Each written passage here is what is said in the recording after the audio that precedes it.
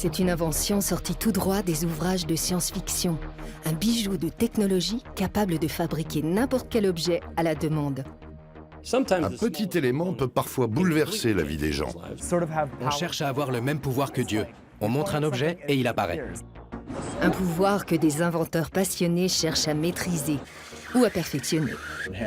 Qu'une résine élastique soit imprimée en 3D, c'est du jamais vu.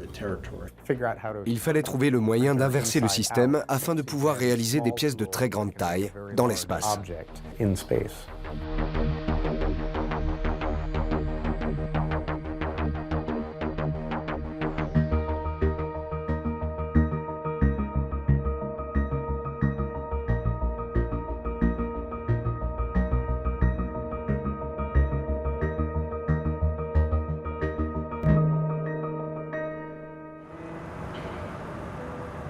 Voici le Fab Lab de Berlin, où se rend Nicolas Huchet.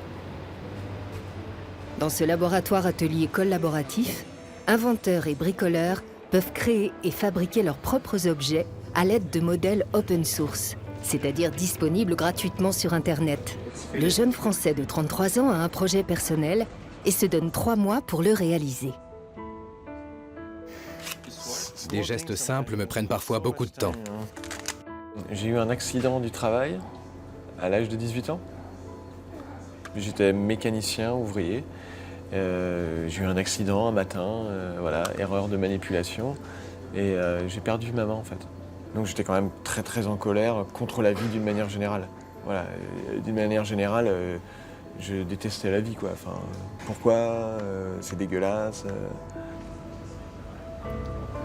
Ça c'est difficile, à 18 ans, ouais. 18 ans, c'est pas un âge où ça devrait arriver. Enfin, ça devrait arriver à personne, des accidents comme ça. La toute première prothèse de Nicolas était loin de lui donner satisfaction. Il y a 4 ans, j'ai découvert qu'il y avait des nouvelles prothèses qui existaient, en fait, qui bougeaient tous les doigts, qui étaient plus perfectionnées. Et sauf que celles-ci, elles n'étaient pas remboursées par la Sécurité sociale française. Jusqu'au jour où il découvre la culture maker, tournée vers la création et les nouvelles technologies. C'est par hasard, j'étais à une journée porte ouverte à Rennes et j'ai vu une espèce de machine un peu fait maison, une petite machine qui fabriquait des pièces. Voilà. On m'a dit que c'est une imprimante 3D. Voilà. Et j'ai dit, mais une imprimante 3D, dans ma tête, j'ai bien compris ce que ça voulait dire, imprimante 3D, mais pour moi, c'est quoi? C'est le futur, quoi. Ça y est. Et donc ma première question, comme j'avais pas l'argent pour avoir ces prothèses, la première question que je leur ai posée, c'est est-ce qu'il est possible de fabriquer une main robot avec une imprimante 3D? La première main articulée qu'il fabrique manque de précision. Pour l'améliorer, il veut s'inspirer d'un projet japonais trouvé sur Internet.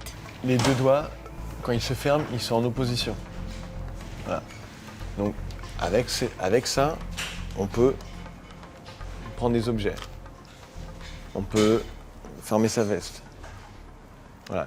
Voilà pourquoi cette main elle est intéressante. Ce qui permet de faire des gestes du quotidien.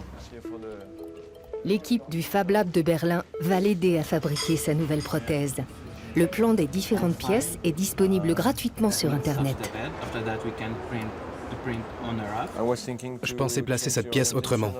En la faisant pivoter à l'horizontale? Oui, plutôt comme ça. Il faut plus d'espace entre chaque pièce. Ça, c'est un logiciel qui permet de transformer un fichier 3D en fichier qu'on peut imprimer. Voilà. Donc ce logiciel, il permet ça. Et là, on est en train de placer les pièces pour qu'elles soient bien fabriquées par l'imprimante. Le challenge et la difficulté dans l'impression de cette pièce, c'est qu'il faut bien placer les pièces qui vont être fabriquées pour qu'une fois que c'est imprimé, ce soit facilement démontable. Exactly. Le Fab Lab dispose de plusieurs imprimantes 3D. Nicolas va d'abord tenter sa chance avec un appareil grand public et voir s'il est assez performant pour imprimer sa prothèse bionique. Le principe rappelle celui d'un pistolet à colle. La buse de l'imprimante dépose du plastique fondu sur le plateau. La machine fait fondre au fur et à mesure un fil de plastique appelé filament. Couche après couche, l'objet en plastique prend forme en 3 dimensions.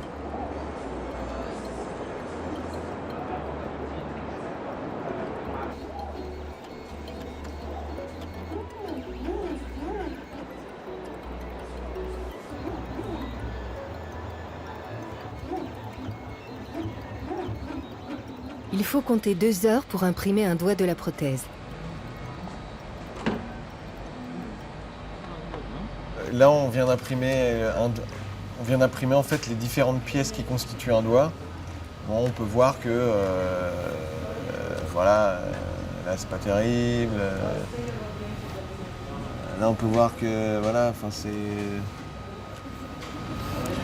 Moi, je suis pas satisfait, voilà, en tout cas. C'est pas très joli.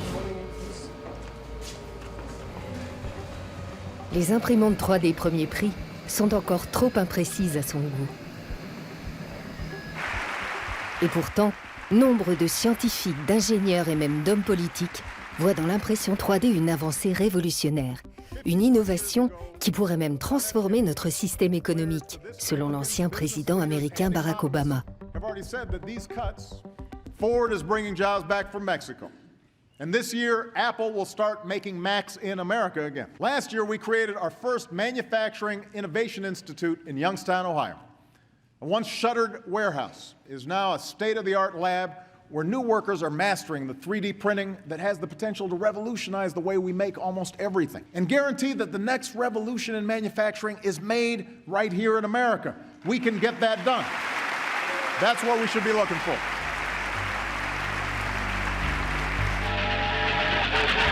Dans la deuxième moitié du 19e siècle, la vapeur et l'acier font entrer l'Europe et les États-Unis dans l'ère industrielle. Les usines se multiplient, assurant la production à grande échelle de pièces identiques. L'impression 3D annonce-t-elle vraiment une autre révolution industrielle? La baie de San Francisco, pôle de l'industrie de pointe et de haute technologie. Ici se rencontrent inventeurs optimistes, ingénieurs créatifs et investisseurs audacieux. Et tous espèrent que leurs idées changeront le monde. Parmi ces visionnaires, Nick Pinkston, dont la carrière a commencé avec la création d'une start-up spécialisée dans l'impression 3D.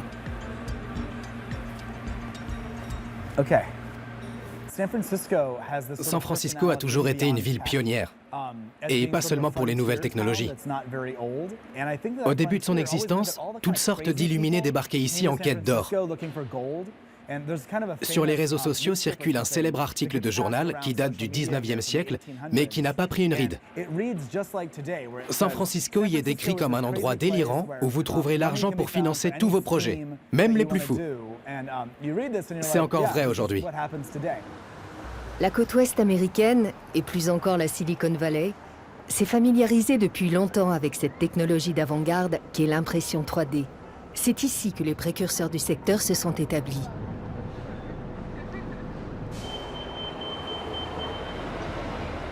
Daniel Suarez est auteur de techno-thrillers. Dans son roman d'anticipation Demon, il prophétise une nouvelle révolution industrielle par l'impression 3D. Ses livres sont devenus cultes, en particulier dans la communauté des makers. L'idée conductrice, c'est qu'une petite boîte, un petit appareil capable de fabriquer n'importe quoi, peut changer le monde. Et cette idée est devenue réalité avec l'impression 3D. Un petit élément peut parfois bouleverser la vie des gens, surtout s'il s'agit du bon élément créé au bon moment. Les livres de Daniel Suarez décrivent un monde où la chaîne de production mondialisée s'effondre et où des communautés connectées par Internet créent de nouveaux circuits économiques locaux.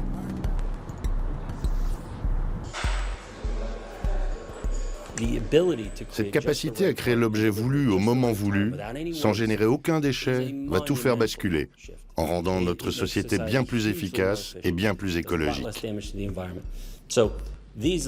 Ces petits appareils capables de produire n'importe quoi auront donc un impact considérable. Ce que je vais dire risque de déplaire, mais selon moi, avec cette forme d'ingénierie, on cherche à avoir le même pouvoir que Dieu. On montre un objet et il apparaît.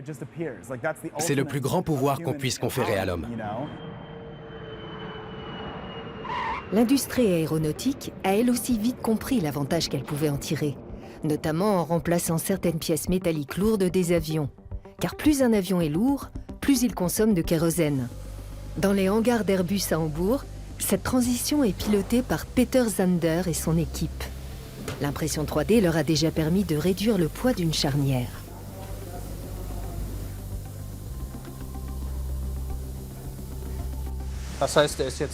La pièce est creuse, mais composée de matériaux qui résistent aux contraintes exercées sur cette partie de l'avion. Cela rend cette charnière 35% plus légère que la même pièce en métal usiné.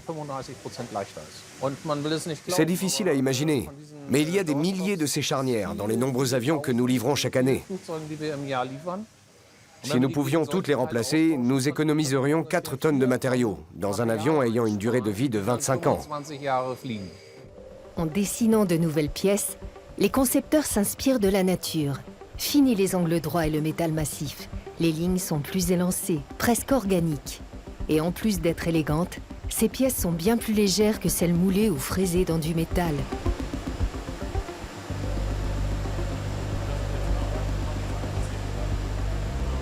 Les nouveaux Airbus A350 seront bientôt équipés de ces fixations poids-plumes imprimées en 3D. Voici à quel endroit ce genre de fixation est utilisé. Aussi bien pour fixer les compartiments à bagages que les éléments de cuisine. En bref, tout ce qui constitue l'habillage intérieur. Voilà à quoi servent ces pièces. Du coup, il est important qu'elles puissent résister à un crash, à des contraintes de plus de 3 tonnes. Nos tests indiquent que leur résistance est même bien supérieure.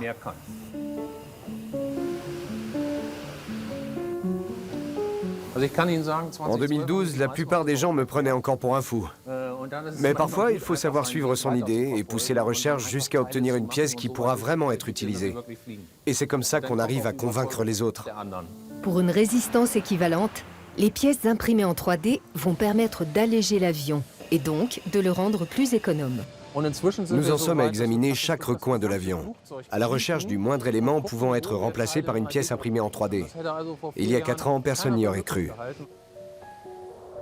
Pour chaque kilo économisé, la consommation de kérosène est réduite de 4 tonnes sur toute la durée de vie de l'avion. Premium Aerotech, une filiale d'Airbus, espère dans le futur tirer de l'impression 3D le plus grand nombre de pièces possible. Mark Schimler, ingénieur en chef, voudrait étendre cette technologie à d'autres éléments plus complexes. Voici un bloc de distribution hydraulique que l'on retrouve à différents endroits d'un avion. On voit que cette pièce a été découpée dans un gros cube de métal. Nous pouvons comparer la même pièce imprimée en 3D. Il est évident que celle-ci est bien plus légère, puisqu'on utilise le strict minimum en matériaux pour modeler les conduits, qui peuvent être plus courbes, donc bien plus fonctionnels. La différence entre ces deux pièces saute aux yeux.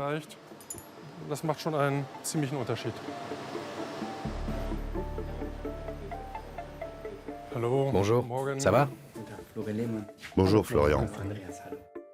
Mark Schimler et son équipe ont aussi conçu une bouche de remplissage pour les réservoirs. Une pièce complexe qui devait jusque-là être assemblée à partir de plusieurs éléments. L'impression 3D nous ouvre des possibilités de conception bien plus vastes. Nous pouvons soudain créer de nouveaux éléments qui nous paraissaient impossibles à réaliser avant. C'est un nouveau monde qui s'ouvre à nous et nous commençons à peine à l'explorer. C'est très stimulant. Mais comment fait-on pour imprimer du métal? L'impression a lieu avec un faisceau laser et l'air de la chambre de fabrication est remplacé par un gaz rare. Réalisé avec une poudre de titane ultra fine, l'impression est supervisée par le technicien Hendrik Schrem. On peut créer ce qu'on veut à partir de rien. Il n'y a presque plus aucune limite. Le technicien lance l'impression de 2 bouches d'entrée de réservoir. D'une température de 1800 degrés, le faisceau laser chauffe la poudre de titane et la fait fusionner directement dans la forme prévue pour la pièce finie. L'impression guidée par l'ordinateur a lieu sous atmosphère contrôlée. Le laser fait fondre la poudre de titane, puis le plateau d'impression descend d'un cran et une nouvelle couche de poudre est déposée. Strate après strate, la pièce en titane prend lentement forme. Il faut 4 jours pour que la pièce émerge de son cocon de poudre de titane, qui pourra être réutilisé.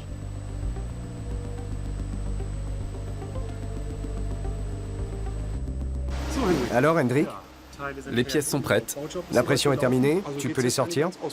Oui, je vais les dégager et vérifier le résultat. Super. La poudre de titane restante doit être aspirée avec précaution.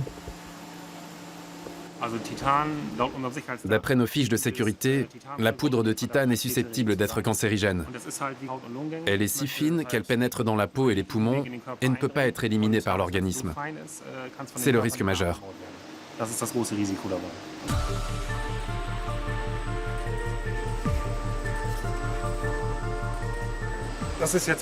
Voilà, c'est fini et mon travail aussi. Le socle sous la pièce sera découpé à la prochaine étape.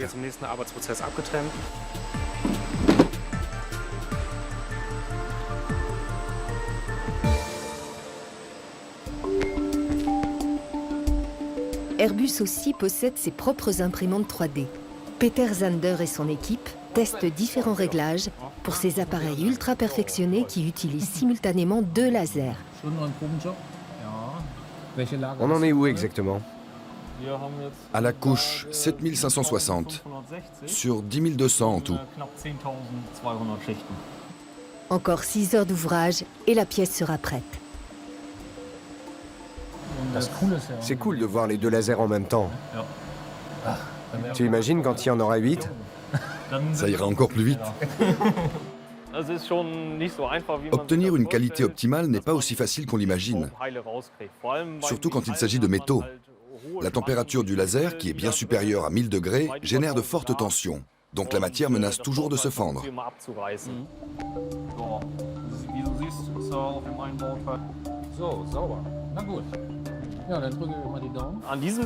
Cette pièce présente un petit défaut, une sorte de griffure. Parfois, on doit examiner ce genre de défaut de surface et réajuster l'imprimante. Chaque jour, on repère de nouveaux défauts et on réétudie tout le processus pour tenter de résoudre le problème. C'est un défi quotidien.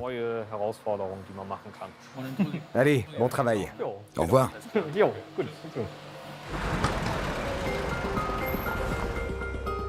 Bruxelles accueille une Maker Faire, un salon dédié aux inventeurs et bricoleurs nouvelle génération.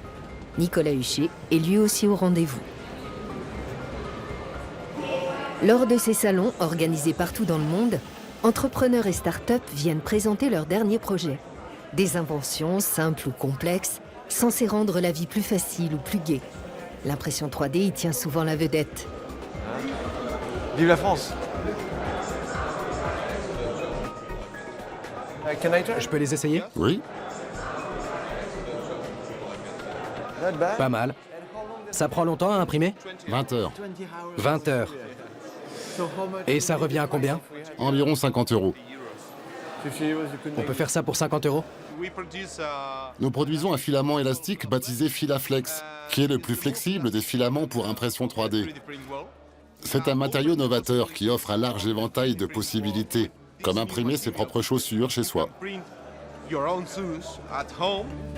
Actuellement, seul le plastique peut être utilisé dans les imprimantes 3D pour particuliers. On pourrait l'utiliser pour une prothèse? Oui, absolument. Ça va être intéressant pour la partie cosmétique, de faire une main molle. C'est intéressant pour ça, ouais. Si tu veux, je te donne des échantillons pour que tu testes. Ça marche avec toutes les imprimantes? Oui, Salut, à bientôt. salut.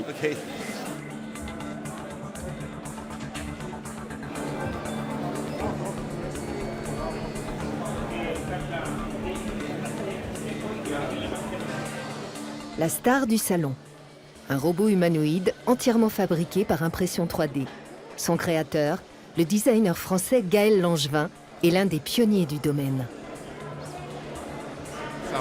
Ça va? Ouais. Nicolas veut suivre son exemple. Il lui demande des conseils et des explications sur sa dernière innovation. Ils peuvent aller de 4,8 à... Mais la partie vert et noir, c'est... Alors la partie de verre, c'est imprimé en 3D. Et ensuite, c'est repeint un petit peu de bleu, après avec un petit feutre. Génial. Bah alors on reconnaît l'artiste, quoi. Et à l'intérieur, il y a la caméra au fond. Ouais, ouais. On peut faire un petit handshake? Tu penses? Mais j'aimerais bien. Shake hand. Pour Nicolas, serrer la main du robot est un geste chargé de sens. Il représente le début de mon projet en fait. Au départ, sur Internet, on a cherché une main bionique pas chère, et puis on est tombé sur une main où les plans étaient partagés. Et on pouvait télécharger les plans et c'était cette main. Il y a un sentiment, il y a tout un passé en fait, il y a toute une histoire. C'est clair. Bon, je vais revenir. Ok. Disons qu'elle serre fort ta main. Oh, ça va. C'est une main en plastique, ça va pas faire grand-chose. Donc c'est pour ça que je l'apporte pas. Parce que on n'a pas fabriqué une prothèse. Par contre, on a fabriqué une main robot qui m'a permis à moi d'apprendre à faire de l'impression 3D et qui m'a permis d'accepter mon handicap. En imprimant sa première main, Nicolas tenait à tout prix à partager son expérience. Son rêve, que n'importe qui ayant besoin d'une prothèse puisse la fabriquer soi-même pour un prix abordable. L'objectif de My Human Kit, c'est de multiplier l'histoire qu'il y a eu avec moi. C'est pour ça qu'aujourd'hui, il y a le gant sonar pour des personnes malvoyantes, pour pouvoir se repérer avec un système de retour de sensation. C'est un projet open source qui existe déjà. Et donc le but, c'est de créer ces petites communautés pour ensuite documenter les projets, faire un tutoriel comme si c'était une recette de cuisine. On met ça sur le site internet et n'importe qui peut le fabriquer. Partout dans le monde, les makers sont attachés au partage gratuit de leurs fichiers. Ces données open source combinées aux imprimantes 3D doivent permettre à tout à chacun de reproduire et d'utiliser leurs inventions. Et donc, de se passer des entreprises qui font fabriquer leurs marchandises à moindre coût à l'autre bout de la planète. Dans notre société moderne, du moins aux États-Unis, nos poubelles sont fabriquées à 12 000 km de chez nous et nos salades sont cultivées à 2000 km. Ce système de distribution coûte très cher, alors que l'impression 3D ramènerait à la fois la création et la production à un niveau local. C'est une idée que je trouve très attirante. Il n'y aurait plus qu'à partager et faire circuler des informations à travers le monde et non des biens matériels. La Haye, aux Pays-Bas. Ici aussi, il est possible de fabriquer localement ses propres objets par le biais de l'impression 3D. C'est même devenu une passion pour Oscar Van Deventer. Électrotechnicien et inventeur, l'homme imagine et conçoit des puzzles et des casse-têtes en 3D. Il en invente un nouveau presque chaque mois. Oscar fabriquait encore des puzzles en bois lorsque la technologie est venue tout changer en 2003.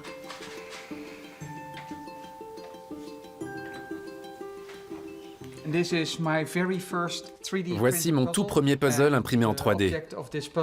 Le but du jeu est de dégager l'anneau qui coulisse à travers tout le labyrinthe.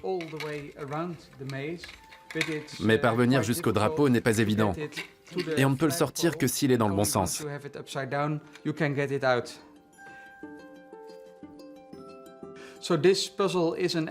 Ce puzzle est un parfait exemple de ce que l'impression 3D me permet d'obtenir. Toutes ces parties vides, une machine classique travaillant le bois n'aurait pas pu les découper.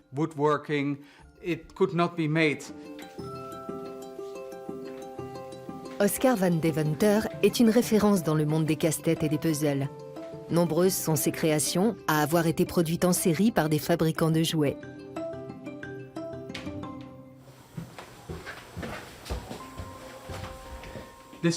Bienvenue au studio Oscar. Voici Oscar's Cube, mon tout premier puzzle produit en série. Ces nouveaux jeux, il les conçoit sur ordinateur.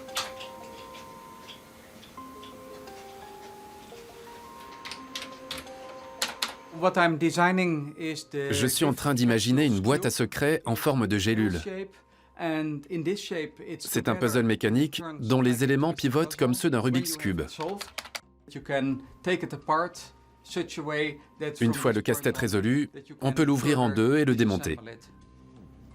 Des créations que seule l'impression 3D lui permet de réaliser.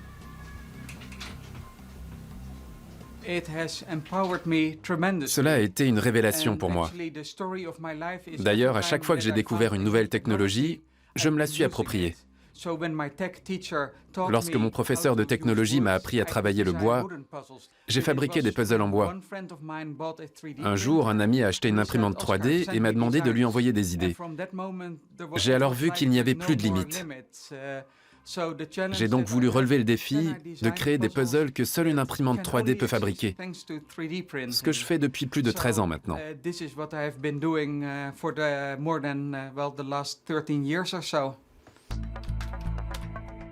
Oscar fait fabriquer ses puzzles par une société d'impression 3D basée à Eindhoven.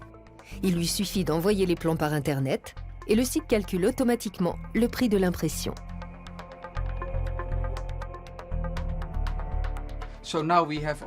Voilà, tous les éléments sont placés dans cette cage. Je n'ai plus qu'à convertir le fichier au format STL et c'est prêt à être imprimé. Cliquer sur le bouton imprimer, ça me libère l'esprit. Dans quelques semaines, j'aurai le résultat. Les techniciens de la société d'impression placent les modèles de plusieurs clients dans une même machine. Leurs imprimantes 3D professionnelles utilisent de la poudre de nylon qu'un laser fait fusionner couche par couche. À la fin du processus, un cube de poudre recouvre les pièces finies, dont le puzzle d'Oscar.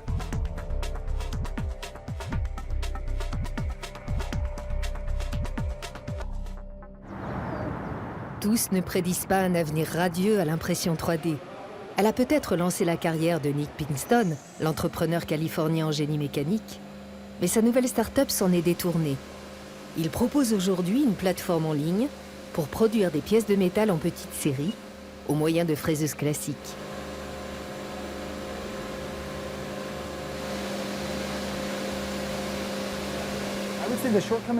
Selon moi, l'impression 3D présente plusieurs inconvénients.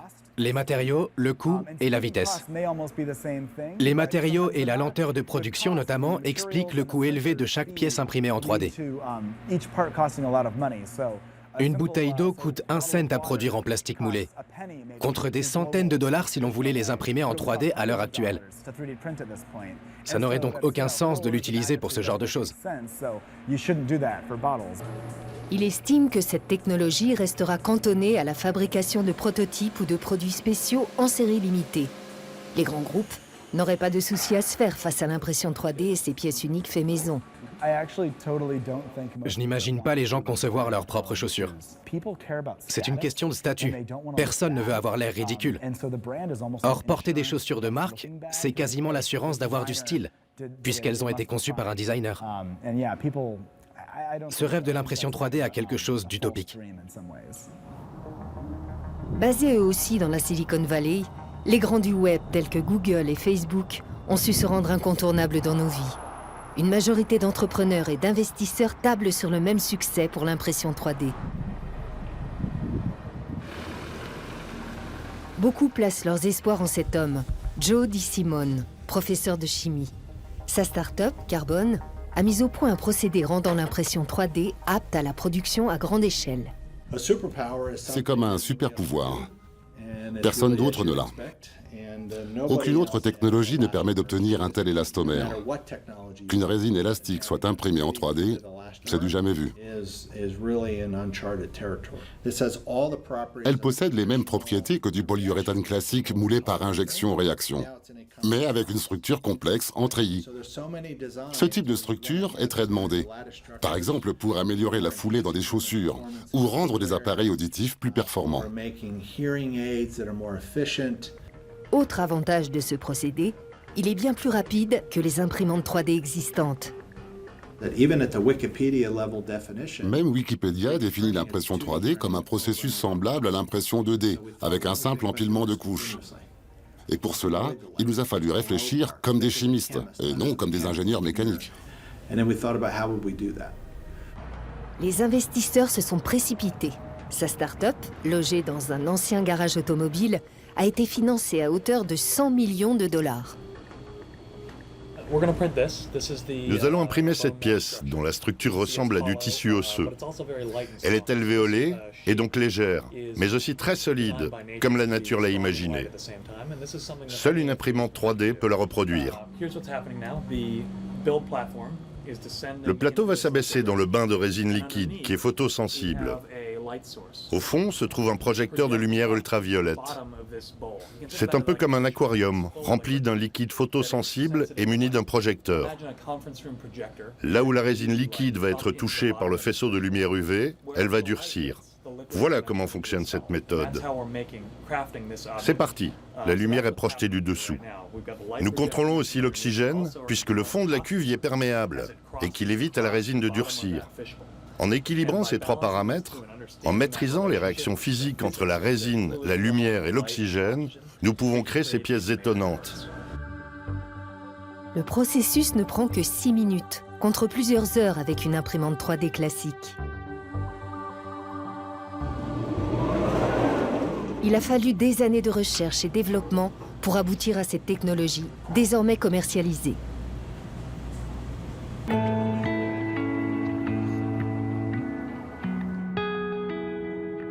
À Seattle aussi, près du siège du géant de l'informatique Microsoft, l'impression 3D a fait des adeptes. Ici, c'est même l'aérospatiale que cette technologie pourrait révolutionner.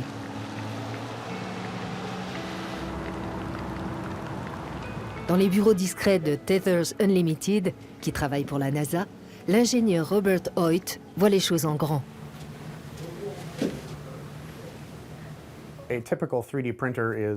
Une imprimante 3D normale est une petite boîte dans laquelle on fabrique un objet encore plus petit. Nous voulions pouvoir imprimer d'immenses antennes ou structures dans l'espace. Il fallait donc trouver le moyen d'inverser le système afin de pouvoir réaliser des pièces de très grande taille. L'objectif, permettre à la NASA de ne plus envoyer de grands éléments dans l'espace, mais seulement de petits appareils.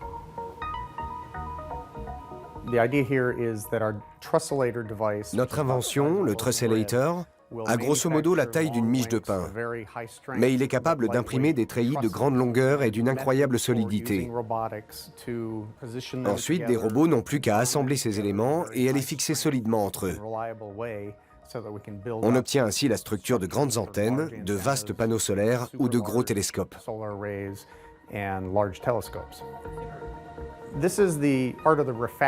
Voici une partie du module Refabricator, que nous enverrons sur l'ISS en 2018 et qui permet le recyclage.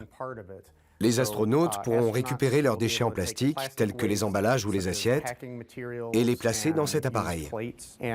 Celui-ci fera fondre le plastique et le transformera en un filament de très haute qualité pour impression 3D, enroulé sur sa bobine. Ils disposeront aussi d'une imprimante 3D qui, à partir de ce filament, leur permettra de fabriquer des outils, des éléments pour satellites ou des pièces de rechange pour la station spatiale. Les astronautes pourront donc rester là-haut pour des missions plus longues. Interdiction de filmer le laboratoire. Les prototypes de ces machines ultramodernes sont strictement confidentiels. Quelques vidéos seulement ont été rendues publiques.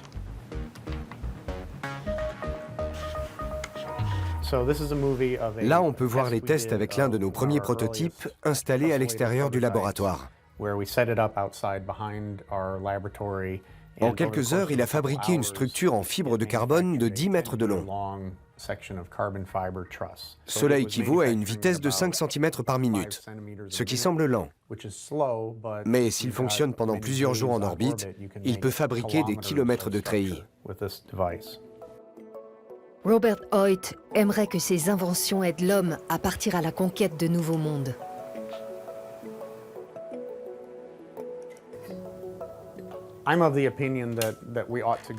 Je suis partisan de coloniser tout le système solaire. Peu importe qu'il s'agisse de Mars, d'astéroïdes ou de Lune, je veux seulement que l'homme voyage plus loin que la Terre. Cela prendra peut-être 10 à 20 ans. Mais dernièrement, tout s'accélère dans l'industrie spatiale. Et c'est très excitant. J'ose espérer que de mon vivant, l'homme aura déjà fait des séjours prolongés ailleurs dans le système solaire.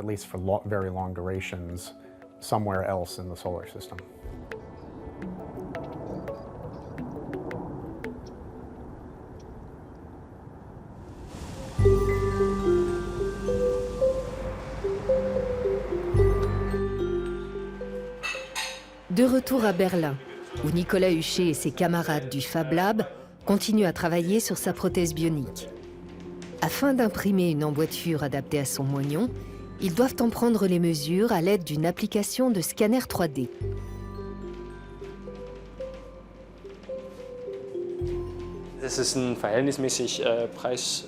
C'est un programme bon marché, qui n'est donc pas ultra précis. Mais il a tout de même 1 ou 2 mm de précision, ce qui est suffisant pour cet essai selon moi.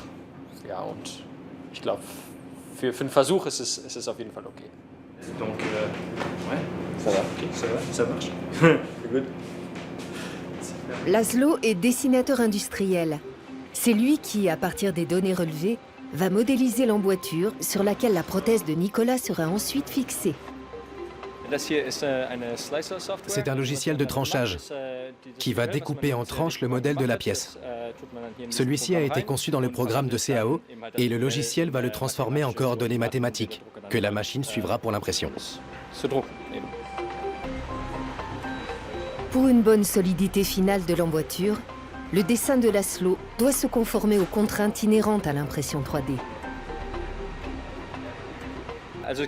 Il y a certains points à respecter. Par exemple, l'orientation, étant donné que le sens des couches joue sur la solidité définitive. L'imprimante doit aussi pouvoir imprimer sur un support. Il y a 2 trous dans l'emboîture qu'il faut étayer d'une façon ou d'une autre. Sinon, l'imprimante s'arrêtera tout net. Cette fois, c'est l'imprimante professionnelle la plus chère du Fab Lab qui va montrer ce qu'elle a dans le ventre. Nous préparons l'imprimante. Le modèle a été découpé en couches par le logiciel, donc il ne nous reste plus qu'à appuyer sur le bouton. Pourvu que ça marche.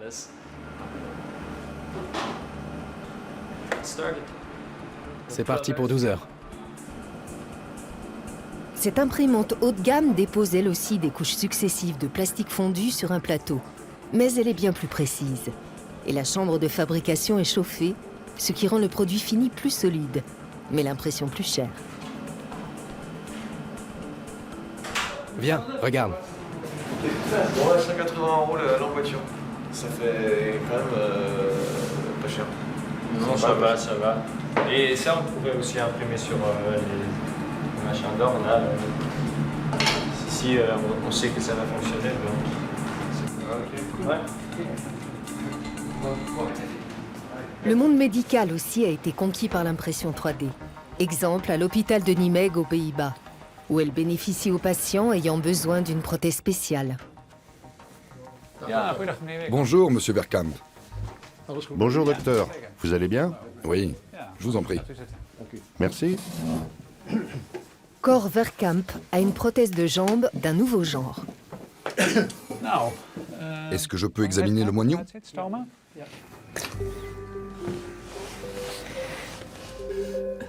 Tout m'a l'air parfait. Ces 2 dernières années, nous avons eu beaucoup de patients dont l'amputation transfémorale ou transtibiale leur a laissé un moignon trop court. Ils ne peuvent alors pas bénéficier des implants classiques qui sont trop longs.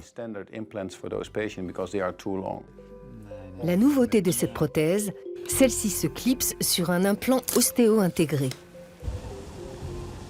Le parc d'innovation de Maastricht héberge la start-up Xiloc, spécialisée dans l'impression 3D d'implants osseux sur mesure. Michael Behrens en est le fondateur.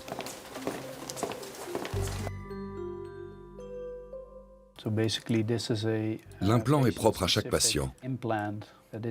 Il est conçu sur mesure pour être fixé dans l'os. Si je place le calque représentant le squelette, vous voyez qu'il s'insère parfaitement. C'est le dernier cri de la technologie.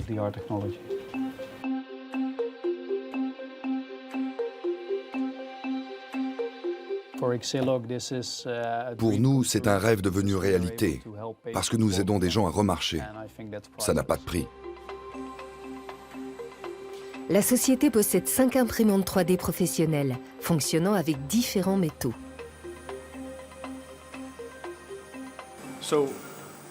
J'ai vérifié le taux d'oxygène, la quantité de poudre dans la machine, etc. Tout est prêt, je n'ai plus qu'à appuyer sur le bouton pour lancer l'impression. Aujourd'hui, 5 implants osseux vont être imprimés simultanément, adaptés au millimètre près à l'anatomie de chaque patient. Les premières couches sont parfaites. Tout se passe comme prévu. Je vais préparer la prochaine session.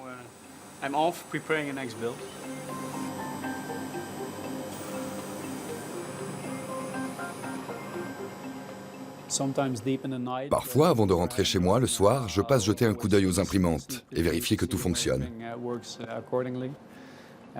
J'ai toujours hâte de voir le résultat le lendemain matin.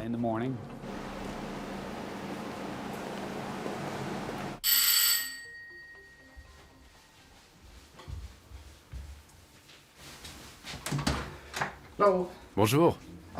Merci.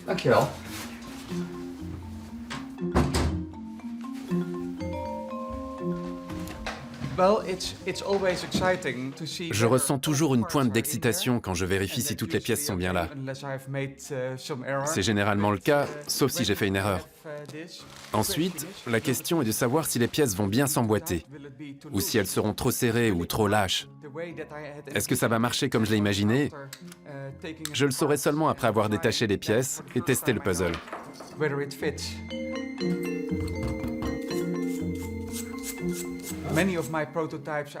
Beaucoup de mes prototypes sont des échecs. J'en fais plusieurs séries. Pour ce puzzle, il s'agit déjà du 6e prototype, et même le 8e en comptant les simulations virtuelles. Je suis ravi. Ça fonctionne. Faire imprimer chez un prestataire les prototypes qu'il conçoit revient encore cher. Mais à condition d'être bien conçus, même des structures compliquées, telles que ces puzzles en 3D, peuvent être fabriquées sans difficulté. En revanche, il faut encore les colorer soi-même.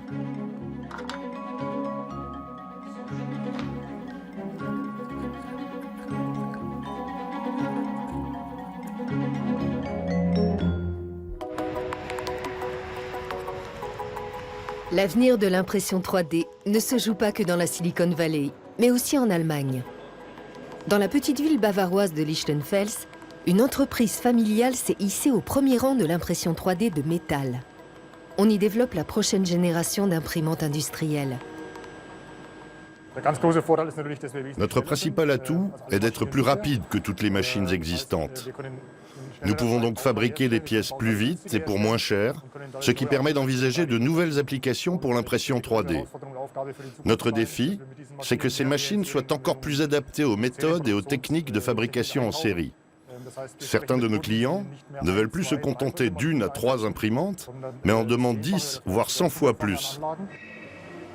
Pour que des usines entières puissent tourner avec des imprimantes 3D, il faudra pouvoir automatiser leur chargement et déchargement.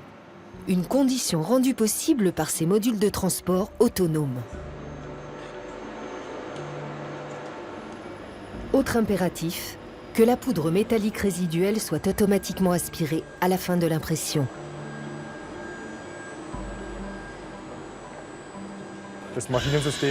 L'appareil devant nous est révolutionnaire dans la mesure où, dès sa conception, il a été fait pour la production en série à grande échelle et pour l'automatisation.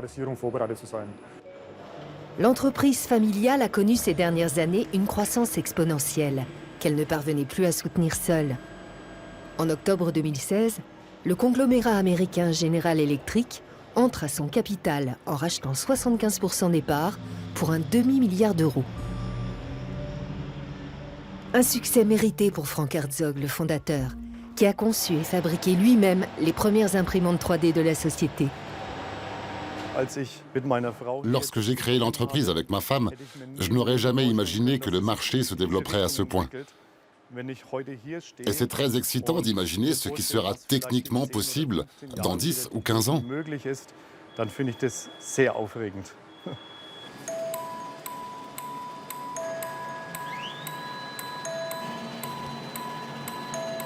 À Maastricht, après 36 heures d'impression, les implants osseux en titane sont enfin prêts.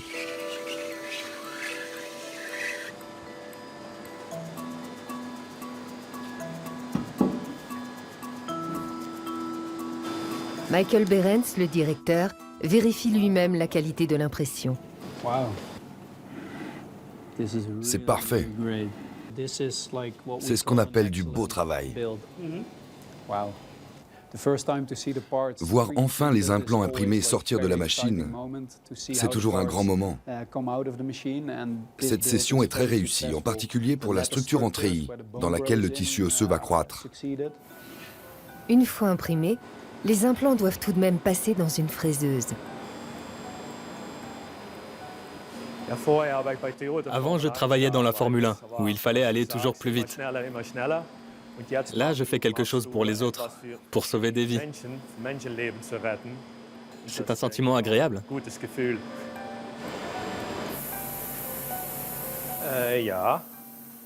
Il n'y a plus qu'à le nettoyer, le stériliser, et il pourra être implanté. Mais ce n'est pas moi qui m'en charge.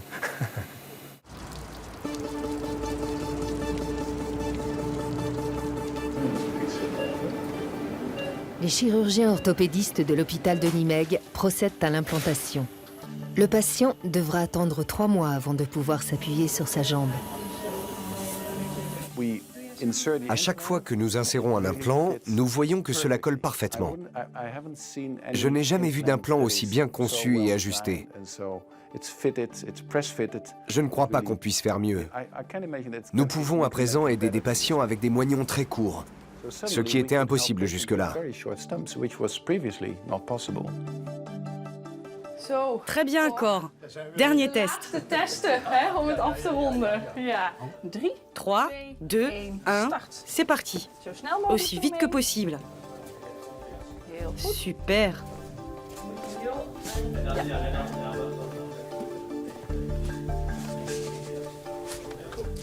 Parfait. C'est bien.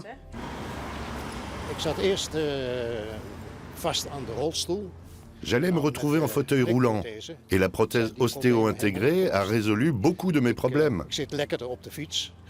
J'arrive mieux à faire du vélo, à m'asseoir et à bouger tout simplement. Je peux même aider ma femme au jardin ou passer l'aspirateur. Je me sens beaucoup plus libre de mes mouvements.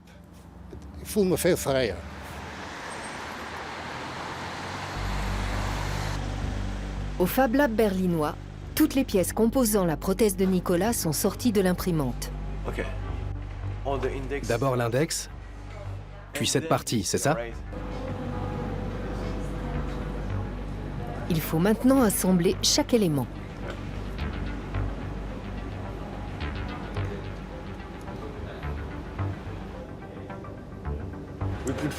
Déjà 4 doigts. C'est un grand moment. Bah moi c'est excitant parce qu'après je sais comment ça se fabrique et je peux le fabriquer avec d'autres personnes. Et je sais de quoi je parle, c'est surtout ça qui est important. Je sais de quoi je parle. Voilà. Ça c'est le plus important. Voilà.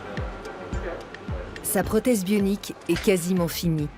Il a photographié et détaillé chaque étape pour son site web. Voilà.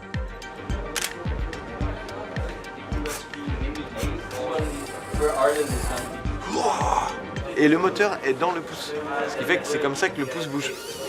Voilà, c'est intelligent. Ouais, je l'ai fait.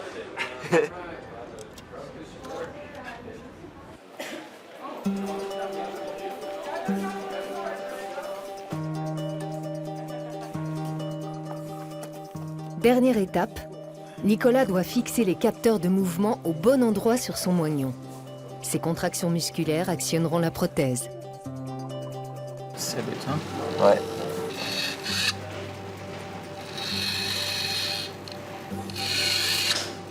Bit better? Ça c'est mieux, ouais.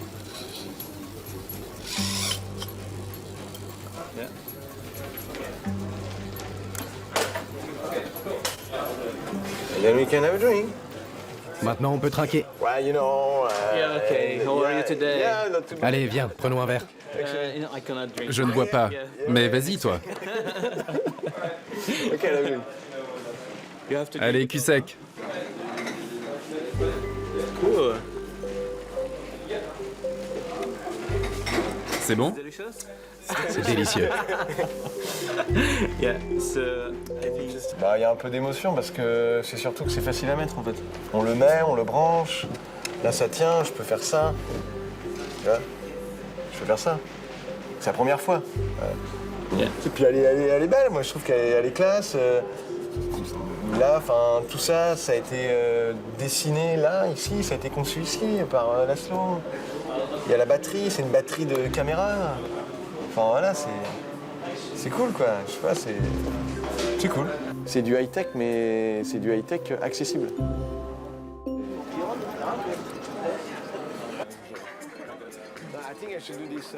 Hey, bonjour, tudo bem? Les plans de la prothèse bionique de Nicolas peuvent être téléchargés gratuitement sur sa page web. C'est une révolution dans la tête en fait. Je me serais jamais imaginé faire ça il y a 6 ans en fait. Je pensais jamais. Avec sa prothèse faite maison, Nicolas semble avoir trouvé un nouveau sens à sa vie.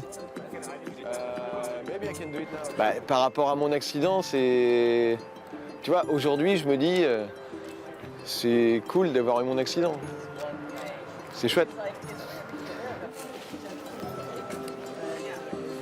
L'impression 3D va-t-elle réellement faire entrer le monde dans une nouvelle ère? Une autre révolution industrielle est en cours. Et elle ne vient pas que de l'impression 3D, mais de toute la fabrication numérique. C'est tout un système qui est en train de changer. La fabrication d'objets a longtemps été un secteur réservé aux grandes entreprises. Qu'un nouvel outil aussi puissant existe, permettant à tout un chacun de fabriquer ce qu'il veut quand il veut, c'est une perspective réjouissante. C'est une démocratisation de la production et la fin de la mondialisation.